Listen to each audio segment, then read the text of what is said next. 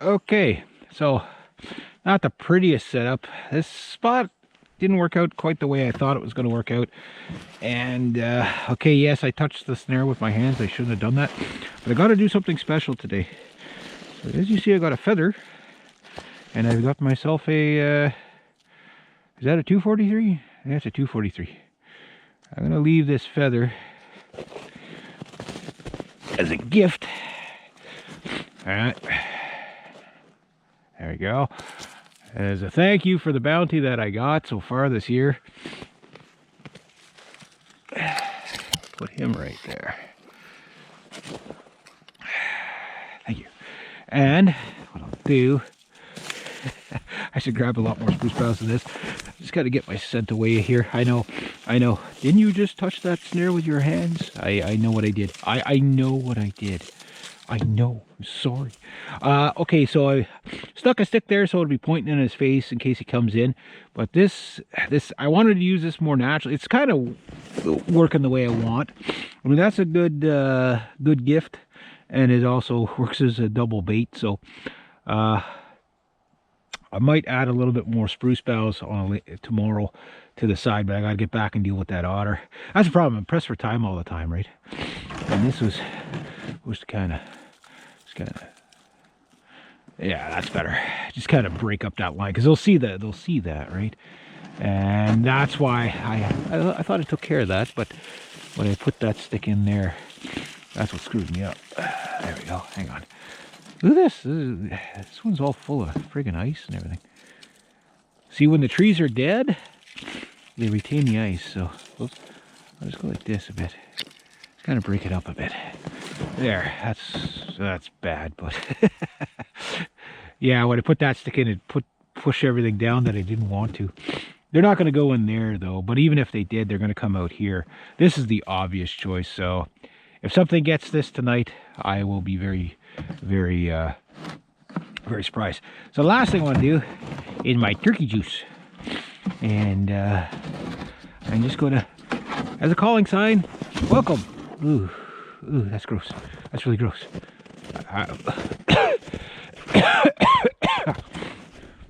I thought the rotten dead otter was worse.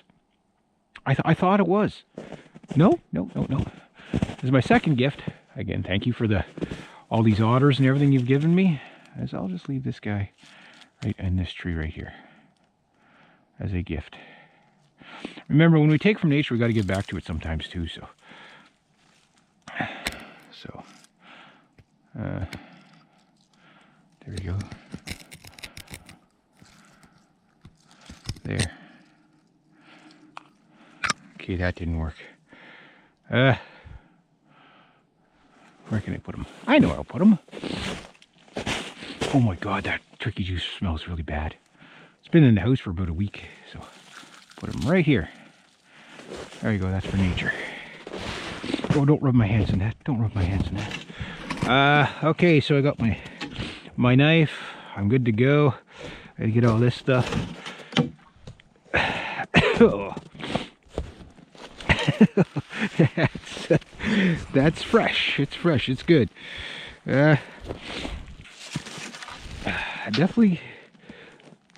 That's pretty gross. Yeah, that's pretty gross. I gotta say. That other snare, I'm just gonna maybe use this one. Well, I gotta bring that back. Okay. Well, first off, gonna just kind of do a dabble of it. Don't want to be walking in it, so. But I gotta get rid of this anyway, so I'm gonna go put this by the other trap. Maybe throw it on a tree. Yeah, and just get things into the area. Trees must hate me with a passion. I'm either stripping them of their limbs, or I'm... Can you imagine that getting thrown on you? How gross that would be. Got a little bit left. And to rebait these traps, I'm gonna get home. Hopefully I got enough battery to finish up that otter, and enough memory to finish up that otter.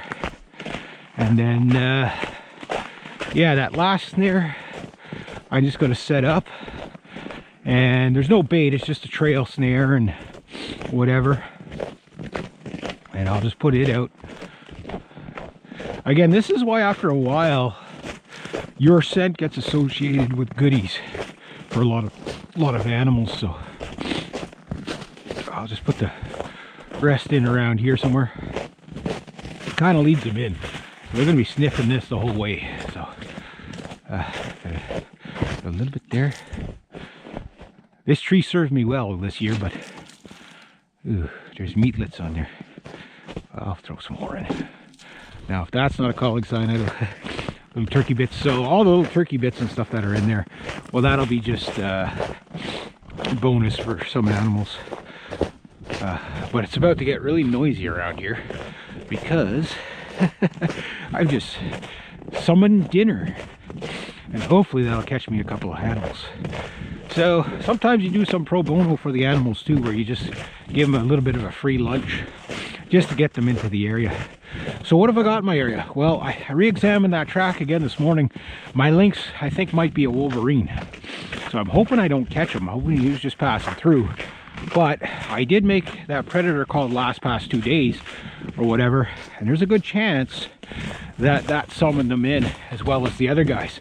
I know I have at least 2 to 3 foxes in here, a big wolf, a big coyote, and maybe about 2 other coyotes or 2 other small wolves.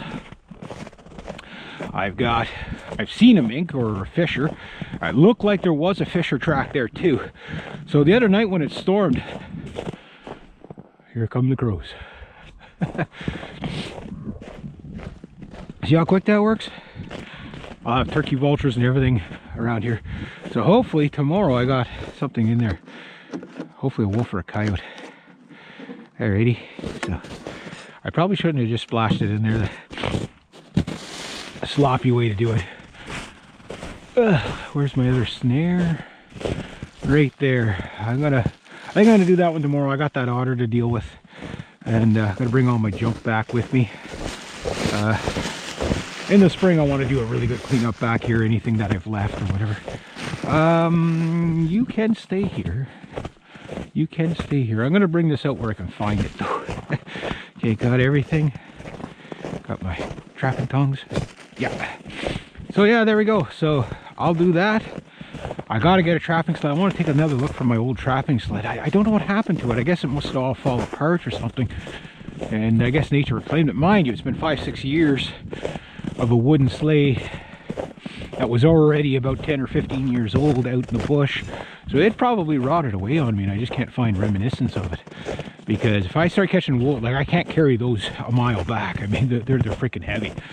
You know, otters, big beavers, stuff like that, you can carry an otter usually because they're usually never over 20 pounds, but usually always about 10, 15 pounds or whatever. But when you start getting into wolf coyotes, 30, 60 pounds, some of them, you know, 170-pound wolf or something like that, you're not carrying him home. He's going to be coming home on a sleigh or a four-wheeler if you're lucky. Well, found an umbrella. I'll just leave this on the chair so at least I always know it's on the chair. Tracks. So tomorrow I'll bring back another otter. And I got to get all 4 otters back here within the week. Or maybe not quite, because, again, depends on how much it snows, right? So I used to leave that sleigh around here somewhere. I wonder where it went. There's a gazebo here. I don't know where that came from. Who dropped that back here? It's family land day, so you see these mystery things pop up. But I used to always leave it against the tree here, so I guess it's long gone. Figured maybe it'd be just pushed off to the side. But anyway, that's what I got going on so far today. Not the best snare set up. My next one will be better. Today was just get the traps out, but you know, I'm so close to having all my traps out and everything set up, and now I can start moving traps around. You know, and it's a lot of work. You know what I mean? Like, it's a lot of work when you're not, you got to really plan these things well ahead of time, because the time just catches up. Like, I mean, you're like, okay, well, it'll take me 5 minutes per trap. It takes you 25 minutes. You know what I mean? Because you got to find this and you got to find that, and, you know, half an hour for this, half an hour for that. And it kills your whole day. And then if you catch something, well, like I say, my average otter right now, I'm getting them down to the 4-hour mark anyway, so 4.5 hours. First otter was 6.5. So hopefully this, I can skin them under 2 hours. So that's good. And I take my time. Why? Because if you're going to put in that time, I know there's some people that could skin things in 10 minutes, but they put so many freaking holes in there, then you got to sew up the thing, the pelt, or you get so much blood and fat and grease on it that it you know, like, you can't rush it. It's just, if you can find a more efficient way to do an otter, that's great. Beavers, I've seen some people do, like, just changing the way they do it could save a lot of time. But it's still a lot of time. It's still a lot of time. It's work, you know. It's a job. It's a job. Now, some people say it's just a hobby that might pay. Depends. I think there is a threshold where, you know, your hobby becomes an income. And because I could dedicate pretty much the next 3 months, 4 months to this, because I don't have a lot of work coming in, I could hopefully make it into something that I could say, yes, there was an income, a job. Here's my wolf from the other day. Yeah. And yeah. So anyway, I'm gonna get this stuff home. Go start my otter. So hopefully I'll get them started before 11. I should be done before 2 or 3 in the afternoon. Hopefully, or about 3 or 4 o'clock in the afternoon, while there's workable light. I'm gonna see if I can skin him and flesh him all in one day, because he's about a day old now, and it's probably gonna be a lot harder to skin him today than what it would have been last night. But the thing is, last night, when there's not good light, and I don't have good lighting in the shed and stuff like that, I'd prefer that, you know, I had good light.